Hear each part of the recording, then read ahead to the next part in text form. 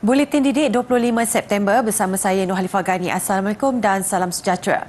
Kementerian Pendidikan KPM mengalu-alukan kerjasama semua pihak termasuk pertubuhan bukan kerajaan dan korporat dalam membantunya mentransformasi sistem pendidikan negara. Pendekatan ini dilihat dapat menjadi antara pemangkin usaha kementerian dalam memperkasa ekosistem pendidikan yang mampan dan inklusif.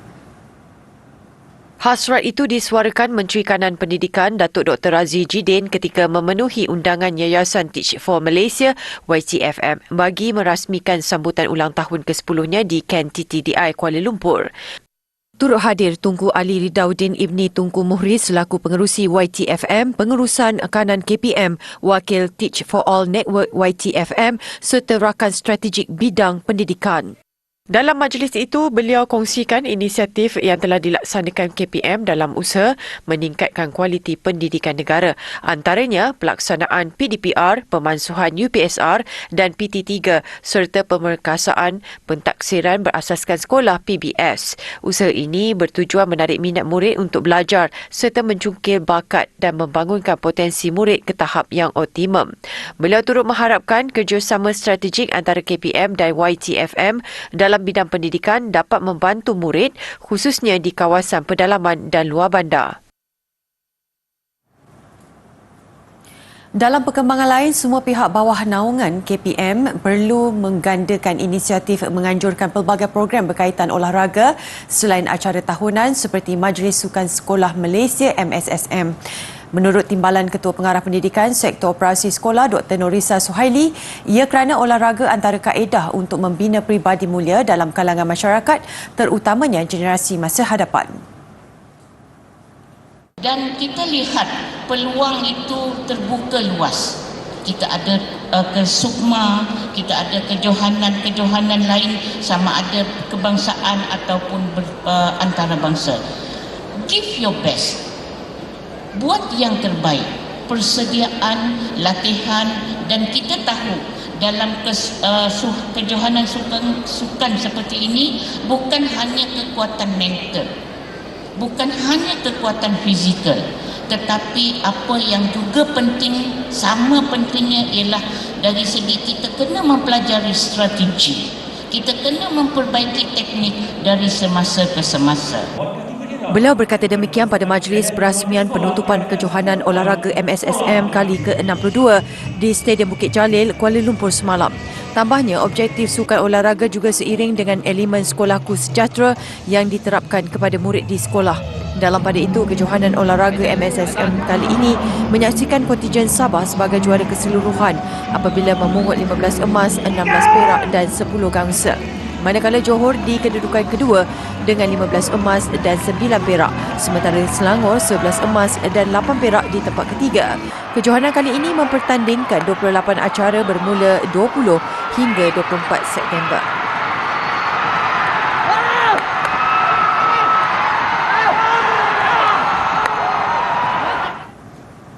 Usaha tangga kejayaan peribahasa ini sering menjadi sebutan ramai terutamanya golongan belia dalam menjadikan impian mahupun cita-cita masing-masing sebagai realiti. Itu jugalah yang disebut-sebut kebanyakan atlet yang bertanding pada MSSM tahun ini. Menurut pelajar tingkatan 5 Sekolah Menengah Kebangsaan Muhibah dari Sandakan Sabah, Pengiran Aidil Auf Hajam, pemenang pingat emas acara 4x400 kategori lelaki bawah 18 tahun, usaha bersama adalah pendorong utama untuk mereka meraih kemenangan secara keseluruhan sekaligus menaikkan nama negeri di bawah bayu. Kami start training untuk MSSM dari, kalau saya sudah setahun lebih, dorang sama juga, setahun lebih untuk pergi MSSM lah. Gembira, happy, ada rasa takut sikit sebab kami adalah penentu juara keseluruhan untuk Sabah sebab ada bergigit sikit dengan Johor. Jadi alhamdulillah, syukur. Bercita-cita menjadi wakil negara, Pengiran dan rakan-rakannya bakal mempersiapkan diri untuk memasuki Sukma 2024 dalam acara yang sama. Memecahkan rekod acara lontar peluru lelaki bawah 15 tahun pula melayakkan Earl Isaac diiktiraf sebagai olahragawan MSSM 2022. Atlet ini merekodkan lontaran sejauh 18.26 meter untuk menambah koleksi pingat emas negeri di bawah bayu. Pengiktirafan olahragawati kejohanan pula diberikan kepada pelajar STPM dari Kolej Tun Datu Tuanku Haji Bujang Miri Sarawak, Eng Ji Zuan. Meskipun mengalami kecederaan pada sikunya sepanjang sesi latihan, ia bukan penghalang sama sekali untuk atlet ini mencipta rekod baharu acara rejam lembing dengan catatan 44.10 meter. Actually, still a lot of things need to improve lah, like my technique, so I'll be more focused on my technique lah. Yeah. Feel very happy lah, sangat gembira. Sebab kali ini last time saya join MSSM dan juga saya tak pernah ambil olahragawati sebelum ni, so amat bangga lah dan juga gembira. Thank you Sarawak. Selain memasang niat melepasi saringan kesukan C di Kemboja tahun depan dalam acara sama, Jing Zuan juga berharap mendapat panggilan menyertai skuad kebangsaan dalam masa terdekat. Yang keduanya 1997 dan yang keempat dan yang ketiga tidak. Mempelajari sains dalam bentuk gamifikasi berunsurkan penyiasatan pastinya memberi lebih keterujaan kepada pelajar. Segmen aktiviti minggu ini menampilkan aplikasi yang diberi nama Planters Detective di mana pelajar dapat melihat secara langsung proses eksperimen dilakukan di makmal menerusi grafik yang disediakan. Permainan ini merangkumi 9 subtopik subjek sains berkaitan tumbuhan bagi sukatan pelajaran untuk pelajar tingkatan 1 hingga 3. Melihat kepada subjek pembiakan tumbuhan antara silibus yang kurang digemari pelajar, Guru Cemerlang Sains SMK Pendeta Zakbar Cikgu Muhammad Luqmanul Hakim Kamaruzzaman membangunkan aplikasi ini kira-kira 2 bulan yang lalu. Dalam bab pembiakan tingkatan 1 ni ada 3 kaedah pembiakan mereka kena tahu. Yang pertama pembiakan dalam manusia, yang kedua dalam haiwan dan yang ketiga dalam tumbuhan. Tapi bila ajar pembiakan dalam tumbuhan dengan pembiakan dalam haiwan, mereka boleh bayangkan proses tersebut. Sebab memang mereka tahulah tentang proses tersebut. Tapi bila nak masuk je tentang pembiakan dalam tumbuhan, mereka dah rasa macam demotivated tau. Dia rasa macam, cikgu, tumbuhan tu ada buat pembiakan ke? Jadi dari situlah saya nampak yang perlu ada sesuatu yang lebih berbentuk visual. Perlu dimainkan secara berkumpulan dengan sekurang-kurangnya 5 orang dalam satu kumpulan. Planters Detective adalah satu bentuk papan permainan yang digabungkan dengan elemen realiti tambahan atau augmented reality. Murid boleh menggunakan telefon mereka untuk melihat bagaimana proses persenyawaan itu berlaku. Terdapat 90 gambar berkaitan tumbuhan pada paparan permainan. Seorang murid perlu menjadi ketua detektif, di mana ketua detektif ni berperanan untuk mengawal dan juga mengawal masa dan juga mengawal permainan tersebutlah. Dan 4 lagi pemain akan bermain permainan ini di mana dia akan ada satu kad tu mengandungi gambar rajah. Okay?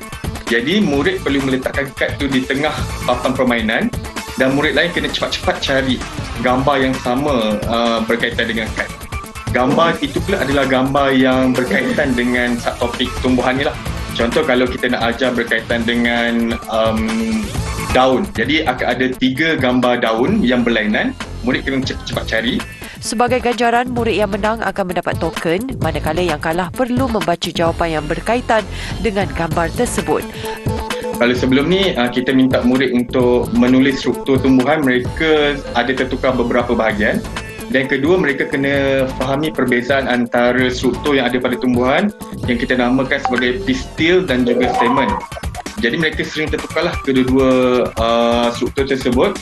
Tapi bila mereka dah bermain permainan Planter Detective ni, mereka sudah boleh menulis struktur itu dengan betul. Boleh namakan struktur itu dengan betul. Gabungan elemen maujud dan teknologi digital dalam aplikasi ini memberi lebih pendedahan dan eksplorasi serta pemahaman yang lebih jelas, lebih-lebih lagi untuk pelajar kategori lemah dan sederhana.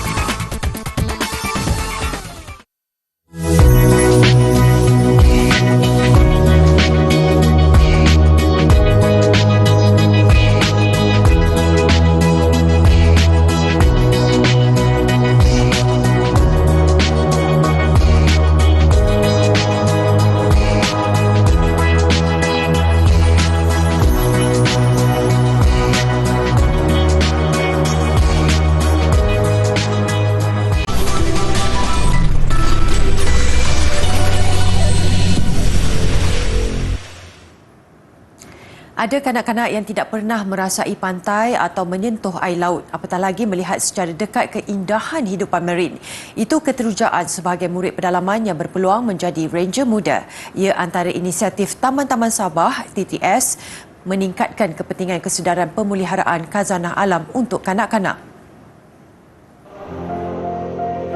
Jika sebelum ini ada kalangan mereka hanya terdedah secara maya, tayangan video, ceramah, pameran, buku dan seumpamanya, kini murid terpilih untuk mempelajari dan meneroka kawasan perlindungan marin secara fizikal di sekitar 5 buah pulau taman marin tertua di Malaysia, Taman Tunku Abdul Rahman baru-baru ini. Percaya ada lagi mereka yang belum pernah menyentuh air laut pun, biarpun mereka sudah dalam umur yang begini, sudah mencapai tahun 4, tahun 6 begitu, dan ada yang tidak berpulang menyentuh air laut, apatah lagi melihat kepada dasar-dasar laut.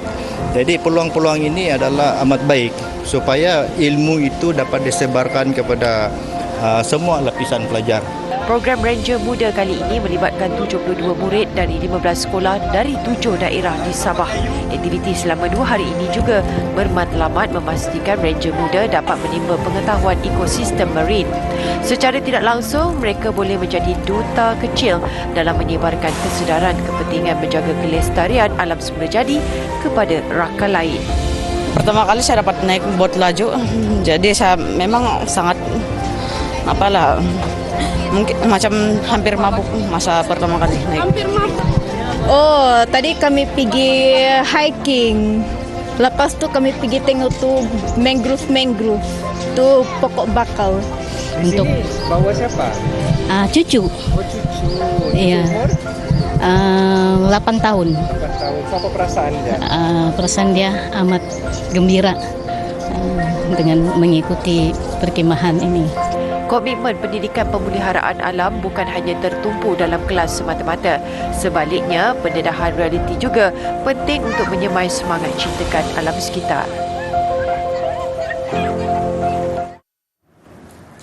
Lebih 1,000 murid dari Sekolah Kebangsaan Iskandar Perdana di Seri Iskandar Perak berpeluang menyertai pembarisan sempena penutupan sambutan Bulan Kemerdekaan 2022. Jika sebelum ini upacara pembarisan hanya dapat disaksikan di televisyen atau dalam talian, kali ini mereka dapat merasai sendiri menyertainya meskipun jarak perarakan hanya 250 meter. Menurut Guru Besar SK Iskandar Perdana, Ahmad Fadil Arif, pihak sekolah mengadakan program ini sebagai inisiatif untuk memberi satu nilai tambah kepada murid dalam menanamkan semangat cintakan negara. Sebanyak 45 kontijen termasuk pesara guru, murid prasekolah, pasukan bola sekolah dan badan beruniform terlibat dalam program ini. Jadi saya rasa program ini sangat memberi makna kepada semangat pelajar-pelajar untuk membina jati diri bagi cintakan negara. Tambahnya, 2 minggu diambil oleh pihak sekolah bagi membuat persiapan memastikan pembarisan yang dijalankan di luar kawasan sekolah ini berjalan lancar. Pihaknya turut mendapat kerjasama daripada Ibu Pejabat Polis Daerah Perak Tengah Rela dan beberapa agensi kerajaan yang lain. Persatuan Ibu Bapa dan Guru PIBG turut membantu dalam melaksanakan pembarisan yang julung kali diadakan bagi peringkat sekolah rendah. Jelas Ahmad Fadil, penglibatan itu dilihat amat menggalakkan apabila mereka datang awal pagi untuk melihat pembarisan anak-anak mereka. Malah ada yang sanggup berkorban masa dan wang untuk menghias baju perarakan dan basikal. Tindakan pantas Jabatan Bomba dan Penyelamat Larkin Johor Bahru berjaya menyelamatkan 12 kanak-kanak dan 5 orang guru sebuah tadika.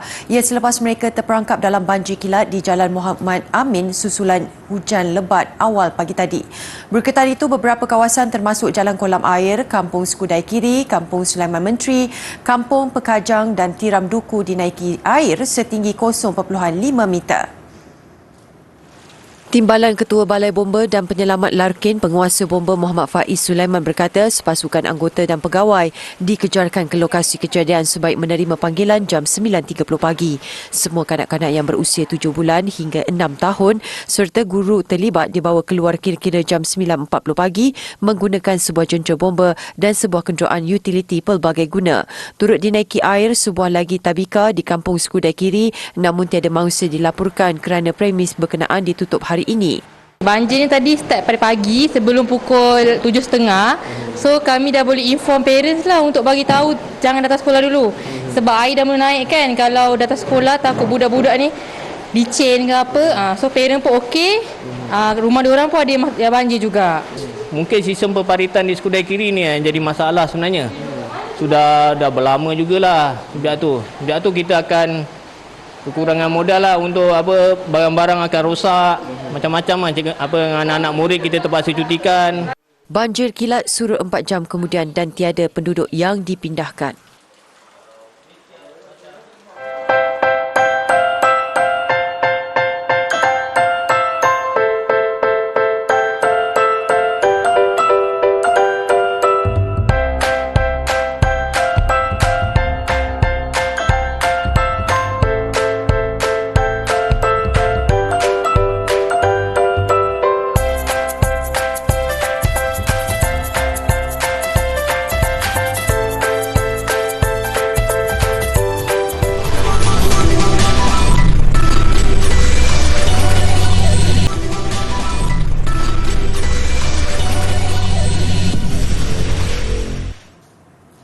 Selepas pembukaan sekolah rendah pada 2015 diikuti sekolah menengah 3 tahun kemudian, sekolah khas Puy du Fou di Perancis membuka satu lagi cawangan.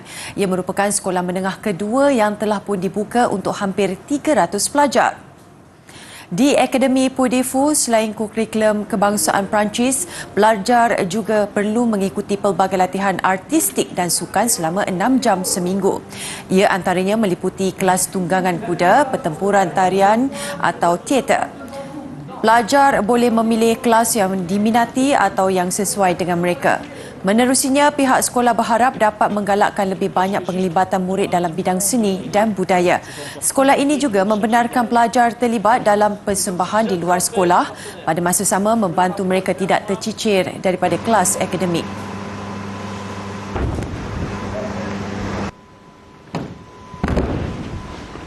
Ça suffira pour cette diapositive.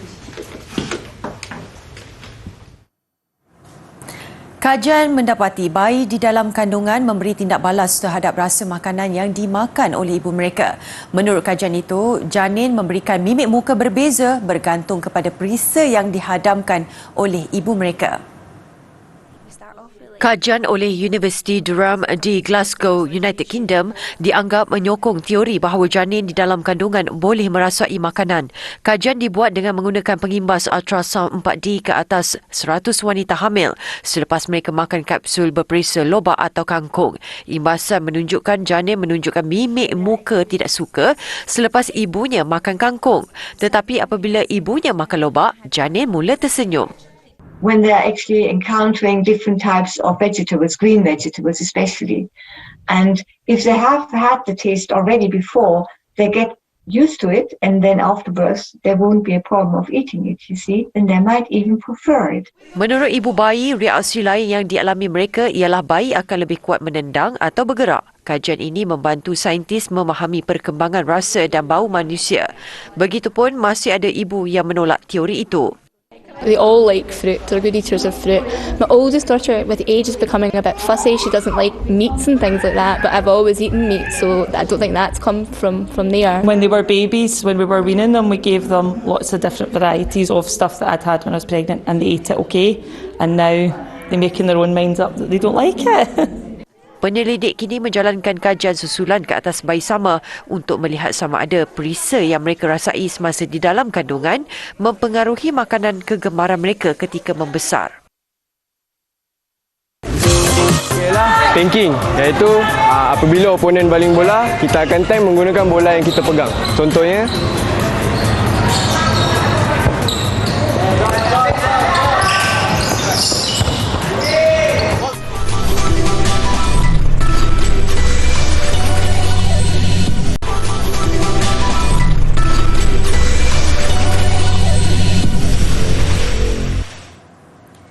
Sukan Malaysia Sukma ke-20 melabuhkan tirainya secara rasmi semalam dalam satu majlis yang cukup meriah yang menandakan tamatnya Tamasha Sukan Dwi tahunan itu dengan kontingen Johor dinobatkan selaku juara keseluruhan. Upacara penutup di Dewan Chancellor Tun Abdul Razak Dekta Universiti Kebangsaan Malaysia semalam dimulakan dengan ketibaan maskot Sukma Oyen diikuti perarakan masuk 15 kontijen negeri bertanding termasuk Brunei selaku kontijen jemputan. Lebih 2,000 atlet dan pegawai hadir bagi memeriahkan majlis penutupan yang disempurnakan Menteri Belia dan Sukan Datuk Seri Ahmad Faizal Al-Zumo.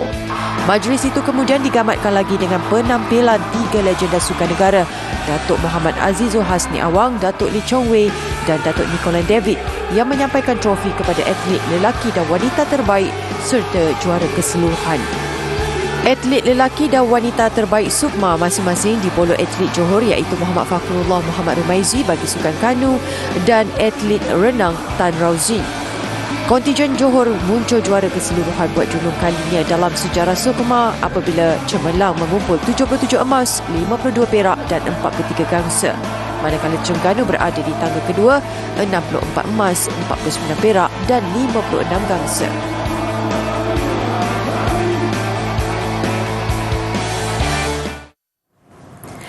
Bola Sepak Liga Super. Hanya satu perlawanan berlangsung semalam menyaksikan Penang kembali mendapat rentak menang apabila meraih kemenangan tipis 1-0 ke atas KL City.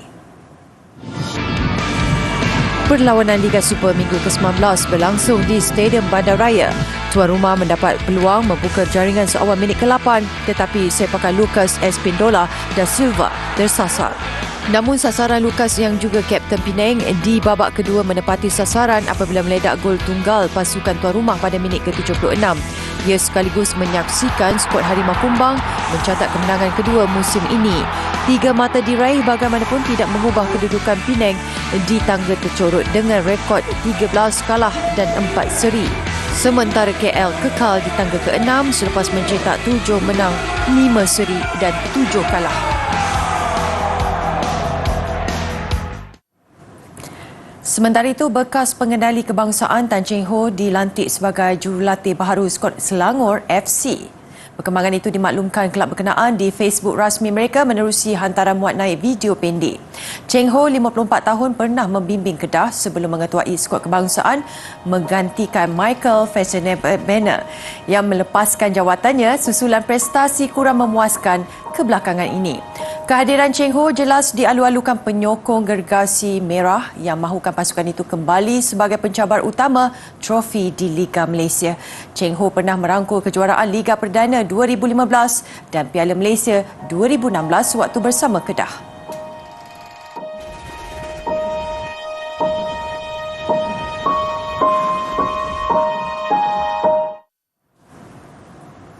Visual pelancaran roket SpaceX yang membawa satelit 52 Starlink ke orbit mengakhiri buletin didik. Starlink adalah sistem satelit yang dibina untuk membawa akses internet ke 40 negara. Saya Nolifah Ghani, salam hormat dan Assalamualaikum.